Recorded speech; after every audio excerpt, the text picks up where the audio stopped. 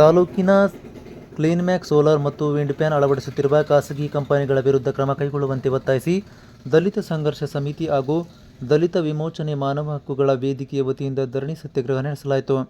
ಕರ್ನಾಟಕ ದಲಿತ ಸಂಘರ್ಷ ಸಮಿತಿಯ ರಾಜ್ಯಾಧ್ಯಕ್ಷ ಮಲ್ಲೇಶ್ ಹಾಗೂ ದಲಿತ ಸಂಘಟನೆಗಳ ವತಿಯಿಂದ ತಾಲೂಕು ಕಚೇರಿ ಮುಂಭಾಗದಲ್ಲಿ ಶಾಮಿಯಾನ ಹಾಕಿಕೊಂಡು ದಲಿತ ಕಾರ್ಯಕರ್ತರು, ರೈತರು ಖಾಸಗಿ ಕಂಪನಿಯ ವಿರುದ್ಧ ಘೋಷಣೆ ಕೂಗಿ ಆಕ್ರೋಶ ವ್ಯಕ್ತಪಡಿಸಿದರು.